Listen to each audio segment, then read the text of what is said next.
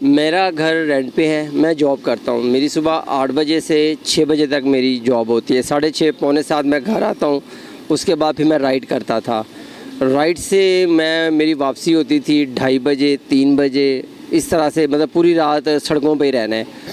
तो ज़ाहिर है रेंट पूरा करना, बच्चों की स्टडी पूरी करनी, उसके बाद किचन के लिए आप करना तो मुश्किल हो गया था सरवाइव करना ना। प्राउड पाकिस्तान की वीडियोस देखने के लिए हमारा चैनल सब्सक्राइब कीजिए और बेल के आइकन पर क्लिक कीजिए ताकि आप हमारी तमाम आने वाली वीडियो से बाखबर रह सकें।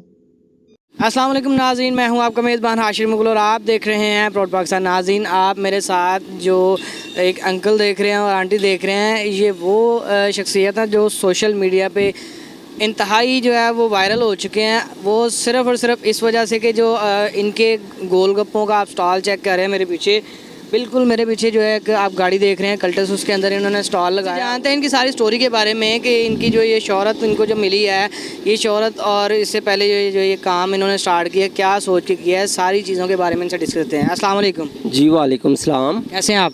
अल्हम्दुलिल्लाह। अच्छा, मुझे ये बताएं कि आपने जो ये स्टार्ट किया है गोलगप्पों का काम, ये आपकी कोई मजबूरी थी या फिर आपने शौक़ के तौर पे किया?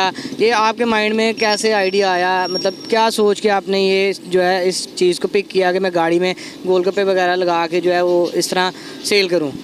देखिए, शौक़ से कोई भी काम नहीं होता। जो भी काम, जो भी बिज़नेस आपने करना है वो मजबूरी से करना है, ठीक है।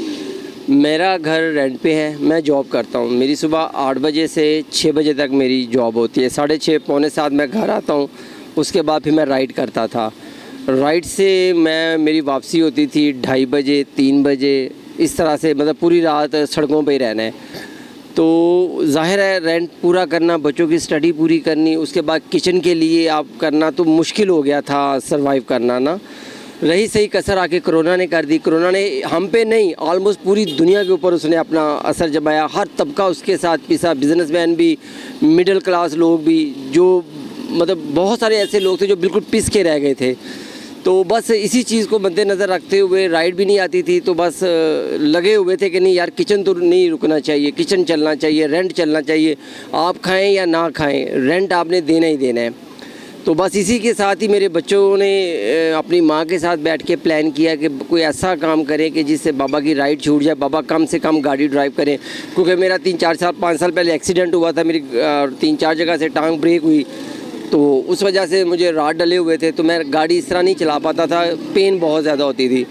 तो बस फिर बच्चों ने माँ को मोटिवेट किया कि बाबा से कहे कि हम कोई ऐसा छोटा बिज़नेस स्टार्ट करें जो अपना हो और छोटा हो। बस ये घर बैठे ही प्लान करते थे, मेरे से डिस्कस नहीं होता था, ठीक है। उसके बाद जो प्लान इन्होंने किया, जो बिज़नेस इन्होंने डेवलप किए, वो आप इनकी ज़ुबानी सुनेंगे तो आपको ज़्यादा मज़ा आएगा। नाज़रीन, बात करते हैं आंटी से, उनसे पूछते हैं कि उनके माइंड में ये आइडिया कैसे आया और हमारे माशरे में जो है ख़वातीन को बाहर निकल के काम करने पे जो है काफ़ी तनकीद का सामना करना पड़ता है, तो ये सारे मामला को उन्होंने कैसे फेस किया? अस्सलाम वालेकुम। जी वालेकुम अगर कोई अस्सलाम। ख़वातीन जो है अपने हक़ के लिए या अपने हकूक़ के लिए बाहर निकलती है, उस पर तनकीद करते हैं, या मतलब अपने शोहर के साथ कंधे से कंधा मिलाकर काम करने के लिए बाहर निकलते हैं तो उस पर तनकीद करते हैं, ये सारे मामला को आपने कैसे फेस? कितनी इन्वेस्टमेंट थी आपकी? बेसिकली ज़ाहिर बात है, हमारा कि इस्लामिक कल्चर है, वहाँ पे लेडीज़ को बाहर निकलने का कोई ऐसा नहीं है। लेकिन आजकल जो दौर जा रहा है, बहुत सी लड़कियाँ, बहुत सी ख़वातीन जॉब करती हैं और वे मेंस के आदमियों के बीच में बैठ के जॉब करती हैं। जो ऑफिस वर्क होता है वहाँ पे लाजमी लेडीज़ के साथ आदमी भी काम करते हैं। तो तनकीद तो लोग करते हैं हर जगह पे, हर तबके में लेडीज़ के काम करने पे। और ये काम क्योंकि हटके है, मतलब इस काम में अभी लेडीज़ कोई ऐसे नहीं कि जी आके गोलगप्पे बेच रही हैं या रेहड़ी पे कोई चीज़ लगा के बेच रही हैं। बड़ा मुश्किल काम है, तनकीद का सामना तो करना पड़ता ही है, मुश्किलात भी आती हैं। तो हमने हर तरीके से फ़ेस किया और अगर हम वो लोगों की बातें सुनते तो फिर हम ये काम नहीं कर सकते थे।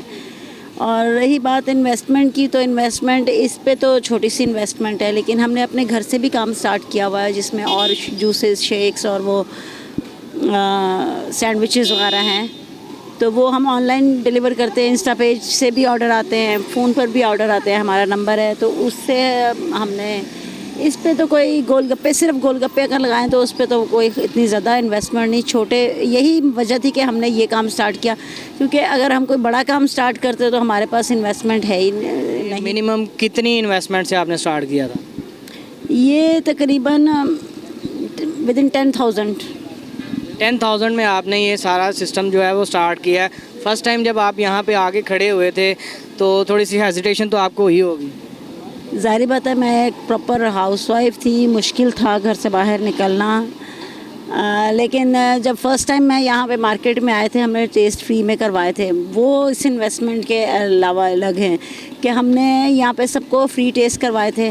और उस वक़्त मेरे बच्चों ने मुझे बहुत मोटिवेट किया, मेरे बच्चे मेरे साथ खड़े थे और वो भी मेरे साथ आए थे मार्केट।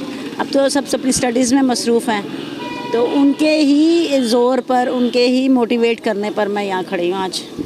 मुझे ये बताएं कि जब आपने ये बनाने स्टार्ट की थी, ये स्टार्ट किसने किया था बनाने का? ये गोलगप्पे जो बनाते हैं, आप बनाती हैं कि अंकल बनाते हैं?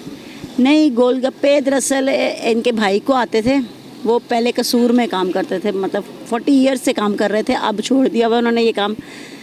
तो हमने उनको राज़ी किया कि आके हमें सिखाएं। लोगों के मुंह में तो इनका नाम सुन के ही पानी आ जाता है। आपको वो बनाने के लिए पहले सीखना पड़ा था? जी, ज़ाहिर बात है, हर चीज़ सीखनी पड़ती है, कुछ भी काम करने के लिए सीखना बहुत ज़रूरी है और इंसान सारी ज़िंदगी सीखता ही रहता है। अच्छा, शेयर किया आपने, ये नहीं कहा कि यही क्यों, इसके अलावा कुछ और भी किया जा सकता है? ये एक मुश्किल फ़ैसला था कि इस मार्केट में लेडीज़ को लेके लाके गाड़ी के ऊपर खड़ा करना।